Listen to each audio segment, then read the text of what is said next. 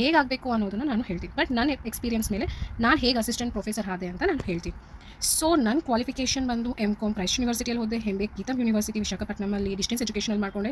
KCET ಮತ್ತು net exam ಎರಡೂ clear ಮಾಡ್ಕೊಂಡು, ಯಾಕಂದರೆ ಗೌರ್ಮೆಂಟ್ ಅಸಿಸ್ಟೆಂಟ್ ಪ್ರೊಫೆಸರ್ ಆಗಬೇಕು ಅಂದರೆ ಕಂಪಲ್ಸರಿ KCET ಮತ್ತು ನೆಟ್ ಆಗಿರಬೇಕು. ನಾನು ನೆಕ್ಸ್ಟ್ ಏನೇನು ಮಾಡಬೇಕು ಅಂತ ಹೇಳ್ತೀನಿ. ಸೊ ನಾನು PG ಮಾಡಿದ ತಕ್ಷಣ ನಾನು BGS IMS ಅಲ್ಲಿ 3 ಇಯರ್ಸ್ ಆಗಿ ಅಸಿಸ್ಟೆಂಟ್ ಪ್ರೊಫೆಸರಾಗಿ ಕೆಲಸ ಮಾಡಿದೆ. So due to maternity leave ತೊಗೊಂಡೆ. ಯಾಕೆ ಟೈಮ್ ವೇಸ್ಟ್ ಮಾಡೋದು, ಯಾಕೆ ಮೆಟರ್ನಿಟಿ ಲೀವಲ್ಲಿ ಅಂತ ಹೇಳಿ ನನ್ನ ಮಗ 6 ಮಂತ್ಸ್ ಇದ್ದಾಗ ನಾನು MBA ಇನ್ ಡಿಸ್ಟೆನ್ಸ್ ಎಜುಕೇಷನ್ ಮಾಡಿಕೊಂಡೆ. ಸೊ ನಿಮ್ಗೆಲ್ಲರಿಗೂ ಗೊತ್ತು ಕೋವಿಡ್ ಬಂತು ಅಂತ. ಸೊ ಕೋವಿಡ್ ಎಲ್ಲರಿಗೂ ಪನಿಷ್ಮೆಂಟ್ ಆದರೆ ನನಗೆ ವರ ಇದ್ದಂಗೆ.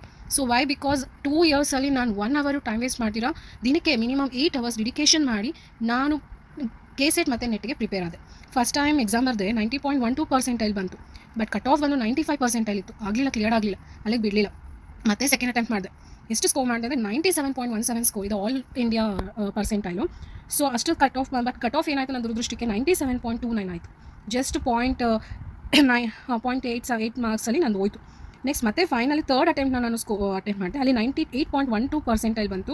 ಅದೃಷ್ಟಕ್ಕೆ ಕ್ಲಿಯರ್ ಆಗೋದು. ಇದೊಂದೇ ಅಲ್ಲ, ನಿಮ್ಗೆ ಗೊತ್ತಿರಬೇಕು UGC ನೆಟ್ ಅಂದರೆ ಏನು ಅಂತ. ಇದು ನ್ಯಾಷನಲ್ ಎಲಿಜಿಬಿಲಿಟಿ ಟೆಸ್ಟ್ ಅಂತಾರೆ. ಏನಕ್ಕೋಸ್ಕರ ಅಂದರೆ ಯಾರಿಗೆ ರಿಸರ್ಚ್ ಸ್ಕಾಲರ್ಸ್ ಮತ್ತು ಅಸಿಸ್ಟೆಂಟ್ ಪ್ರೊಫೆಸರ್ ಆಗಬೇಕು ಅಂತ ಇಷ್ಟ ಇರುತ್ತೋ ಅವರು UGC ನೆಟ್ ಎಕ್ಸಾಮ್ ಬರ್ತಾರೆ. So UGC NET exam declare ಮಾಡ್ತಾರೆ, they are eligible to become an assistant professor. ಇದು compulsory exam for assistant professor, not only in government colleges, even for whom want to become in private ಇನ್ಸ್ಟಿಟ್ಯೂಷನಲ್ಲಿ ಆಗಬೇಕು ಅಂದರೆ NET SET important ಆಗಿರುತ್ತೆ. So ಕೋವಿಡಲ್ಲಿ ತುಂಬ competition ಇತ್ತು. ಎಲ್ಲ students ಎಲ್ಲರೂ ಮನೇಲೇ ಇರೋದ್ರಿಂದ ತುಂಬ ಜನ ಅಪ್ಲೈ ಮಾಡಿದ್ರು. ಮೋರ್ ದೆನ್ ಕಾಮರ್ಸ್ ಫೀಲ್ಡಲ್ಲಿ ಮೋರ್ ದೆನ್ 5 lakhs ಪೀಪಲ್ಸ್ ಹಾಕಿದ್ರು ಅದ್ರಲ್ಲಿ. But only 2% GM can 6 total 4% ಇರುತ್ತೆ ಪಾಸಿಂಗು. GM ಅವ್ರು ಬಂದು 2% ಮಾತ್ರ ಅವರು ಸೆಲೆಕ್ಟ್ ಮಾಡ್ತಾರೆ, ಕ್ಲಿಯರ್ ಮಾಡ್ತಾರೆ ಎಕ್ಸಾಮ್. ಎಷ್ಟಾದರೂ ಸ್ಕೋರ್ ಮಾಡು, ಅದು ಕನ್ಸಿಡರ್ ಮಾಡು. ಓನ್ಲಿ 2% ಮೆಂಬರ್ಸ್ ಮಾತ್ರ ಪಾಸ್ ಆಗೋಂಗೆ ಇತ್ತು.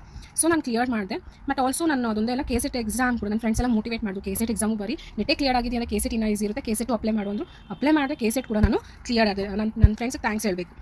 ಸೊ ಅದಾಗಿದ ತಕ್ಷಣ KCET ಎಕ್ಸಾಮ್ ಆಗಿದ ತಕ್ಷಣ ಕರ್ನಾಟಕ ಎಕ್ಸಾಮಿನೇಷನ್ ಅಥಾರಿಟಿ ಅವರು ಏನು ಮಾಡಿದ್ರು ಅಂದರೆ GFGC ಗೌರ್ಮೆಂಟ್ ಫಸ್ಟ್ ಗ್ರೇಡ್ ಕಾಲೇಜಸ್ಗೆ ಅಸಿಸ್ಟೆಂಟ್ ಪ್ರೊಫೆಸರ್ಗೆ ವೇಕೆನ್ಸಿ ಇದೆ, ನೋಟಿಫಿಕೇಶನ್ ಬಿಟ್ಟು ಆ ಎಕ್ಸಾಮ್ ಅಪ್ಲೈ ಮಾಡಬೇಕು ಅಂದರೆ ಯಾರು KCET ನೆಟ್ಟು PhD ಕಂಪ್ಲೀಟ್ ಆಗಿರ್ತಾರೋ ಓನ್ಲಿ ಅವ್ರು ಮಾತ್ರ they are eligible to apply for that exam.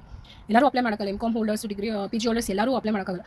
ಯಾರು KCET ನೆಟ್ಟು ಕ್ಲಿಯರ್ ಮಾಡಿರ್ತಾರೋ ಅವ್ರು ಮಾತ್ರನೇ ಈ ಎಕ್ಸಾಮ್ಗೆ ಎಲಿಜಿಬಲ್. ಅದ್ರಲ್ಲಿ ಮತ್ತೆ ಎಕ್ಸಾಮ್ ಮಾಡ್ತಾರೆ. ಸೊ ನಮ್ಮ ಕಾಮರ್ಸ್ಗೆ ಓನ್ಲಿ 160 ಸೀಟ್ಸ್, 160 or 162 ಸೀಟ್ಸ್ ಏನೋ ಇತ್ತು. ಅಪ್ಲೈ ಮಾಡಿದವರು ಮೋರ್ ದೆನ್ 10,000 ಮೆಂಬರ್ಸ್ ಅಪ್ಲೈ ಮಾಡಿದ್ರು. ಎಕ್ಸಾಮ್ ಬರೆದಿದ್ದು ಅರೌಂಡ್ 8,000 ಪೀಪಲ್ ಏನೋ ಎಕ್ಸಾಮ್ ಬರೆದ್ರು. I am not confirm about it. So but ನಾನು GM ಕ್ಯಾಂಡಿಡೇಟ್ ಆಗಿರೋದ್ರಿಂದ ಓನ್ಲಿ 60 ಸೀಟ್ಸ್ ಇರೋದ್ರಿಂದ ನಾನು ಕಷ್ಟಪಟ್ಟು ಓದಬೇಕಾಗಿತ್ತು. ಯಾಕಂದರೆ ಫಸ್ಟ್ ನಮ್ಗೆ ಗೊತ್ತಿರುತ್ತೆ ಎಷ್ಟು ಜನ ಅಪ್ಲೈ ಮಾಡಿದ್ರು, ಎಷ್ಟು ಜನರಲ್ ಮೆರಿಟ್ ಅವ್ರಿಗಿರುತ್ತೆ ಅಂತ ನಮಗೆಲ್ಲ ಡೀಟೇಲ್ಸ್ ಗೊತ್ತಿರುತ್ತೆ. ಸೊ ನಾನು ಜನರಲ್ ಮೆರಿಟಲ್ಲಿ ಇರೋದ್ರಿಂದ ನಾನು ಕಷ್ಟಪಟ್ಟು ಓದಿದ್ರೇ ನನಗೆ ಜಾಬ್ ಇಲ್ಲ ಅಂದರೆ ಜಾಬ್ ಸಿಗೋ ಚಾನ್ಸೇ ಇಲ್ಲ. ಸೊ ನಾನು ಹೇಳಬೇಕು ಅಂದರೆ ನನ್ನ ಫ್ಯಾಮಿಲಿ ಮೆಂಬರ್ಸ್ಗೆ ತುಂಬ ಥ್ಯಾಂಕ್ಫುಲ್ ಆಗಿರ್ತೀನಿ. ಯಾಕಂದರೆ ನನ್ನ ಪೇರೆಂಟ್ಸ್ ಆಗಿರ್ಬೋದು, ನನ್ನ ಅತ್ತೆ, ನಮ್ಮ ಹಸ್ಬೆಂಡು, ನನ್ನ ಮಗ 2 ವರ್ಷ ಇದ್ದ ಇನ್ನು, ಅವನು ತುಂಬ ಸಪೋರ್ಟ್ ಮಾಡಿದ್ರು. ಇವರೆಲ್ಲರ ಸಪೋರ್ಟಿಂದ ನಾನು KE ಅಸಿಸ್ಟೆಂಟ್ ಪ್ರೊಫೆಸರ್ ಎಕ್ಸಾಮಲ್ಲಿ 19th ರ್ಯಾಂಕ್ ಬಂದೆ. ಔಟ್ ಆಫ್ 10,000 ಪೀಪಲಲ್ಲಿ 19th ರ್ಯಾಂಕ್ ಬಂದೆ. ನಾನು ಇಲ್ಲಿ ಹೊಗಳ್ಕೊಳಕ್ಕೆ ಹೇಳ್ತಾ ಇಲ್ಲ. ನಾವು ಎಷ್ಟು ಕಷ್ಟಪಟ್ಟು ಓದ್ತಿರೋ ಅದಕ್ಕೆ ಡೆಫಿನೆಟ್ಲಿ ಪ್ರತಿಫಲ ಅನ್ನೋದು ಇದ್ದೇ ಇರುತ್ತೆ. ಸೊ ಸುಮ್ಮನೆ ಎಕ್ಸಾಮ್ಗೆ ಅಪ್ಲೈ ಮಾಡಿದಿರಿ, ಏನೋ ಟೈಮ್ ಪಾಸ್ ಓದಿದಿರಿ ಅಂದರೆ ಯಾವುದೇ ಕಾರಣಕ್ಕೂ ಆಗಲ್ಲ.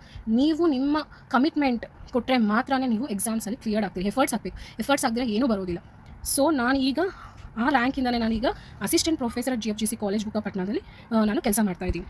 ಸೊ ಇದು ನನ್ನ ಸಕ್ಸಸ್ ಅಂತಲೇ ಹೇಳ್ಬೋದು. UGC NET exam, KCET exam ಮತ್ತು 19th ರ್ಯಾಂಕ್ ನಾನು ತೆಗೆದಿದ್ದೀನಿ.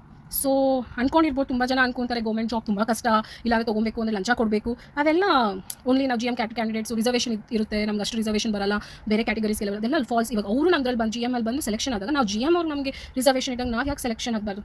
ನಮ್ಮ ಕ್ಯಾಟಗರಿಗೆ ನಮಗೆ ಇಷ್ಟು ಪರ್ಸೆಂಟೇಜ್ ಅಂತ ಇರುತ್ತೆ. ಸೊ ನಾವು ರ್ಯಾಂಕ್ ತೆಗಿಬೇಕಷ್ಟೇ. ಸೊ ಯಾವುದೇ ಕಾರಣಕ್ಕೂ ಫಾಲ್ಸ್ ಜಸ್ಟಿಫಿಕೇಷನ್ಸ್ ಬಗ್ಗೆ ಯೋಚನೆ ಮಾಡೋಕ್ಕೆ ಹೋಗಲೇಬೇಡಿ. ನಾವು ಕಮಿಟ್ಮೆಂಟ್ ಕೊಟ್ಟರೆ ಡೆಫಿನೆಟ್ಲಿ ನಮಗೆ ಸಕ್ಸಸ್ ಬಂದೇ ಬರುತ್ತೆ. ಸೊ ಮೈ ಸಕ್ಸಸ್ ಇಲ್ಲಿಗೆ ನಿಲ್ಲಿಸಲ್ಲ ನಾನು. ಇನ್ನು ನಾನು ಅಸೋಸಿಯೇಟ್ ಪ್ರೊಫೆಸರ್ ಆಗಬೇಕು, PhD ಮಾಡಬೇಕು, ಪ್ರಿನ್ಸಿಪಲ್ ಆಗಬೇಕು, ಡೀನ್ ಆಗಬೇಕು. ಮುಂದೆ ಪ್ರಿನ್ಸಿಪಲ್ ಆಗಬೇಕು ಅಂದ್ರೂ ಎಕ್ಸಾಮ್ಸ್ಗಳಿರುತ್ತೆ. ಈಸಿಯಾಗಿ ಮೊದಲು ಥರ ಹಂಗೆಲ್ಲ ಏನಿಲ್ಲ. ಪ್ರತಿ ಒಂದು ಹೆಜ್ಜೆಗೂ ಎಕ್ಸಾಮ್ಸ್ ಇರ್ತೀವಿ. ಇವಾಗ ನಾನು ಗೌರ್ಮೆಂಟ್ ಜಾಬ್ ಆಗಿದ್ದೀನಿ ಅಲ್ವಾ. ಸೊ ಮತ್ತೆ ನಮಗಿನ್ನ ಎಕ್ಸಾಮ್ಸ್ ನಡೀತಾರೆ. ನೆಕ್ಸ್ಟ್ CLT ಎಕ್ಸಾಮ್ ಆಯಿತು. ಆ CLT ಎಕ್ಸಾಮ್ನ ಕ್ಲಿಯರ್ ಮಾಡಿಕೊಂಡೆ. ಈಗ ಫ್ಯಾಕಲ್ಟಿ ಇಂಡಕ್ಷನ್ಸ್ ಪ್ರೋಗ್ರಾಮ್ ಇರುತ್ತೆ, ಡಿಪಾರ್ಟ್ಮೆಂಟಲ್ ಎಕ್ಸಾಮ್ ಇರುತ್ತೆ. ಈಗ ಪ್ರತಿ ಒಂದು ಹೆಜ್ಜೆನೂ ನಮಗೆ ಕಾಂಪಿಟೇಷನ್ ಇದ್ದೇ ಇರುತ್ತೆ. ಯಾವುದೇ ಕಾರಣಕ್ಕೂ ನಾವು ಕೈ ಬಿಡಬಾರ್ದು.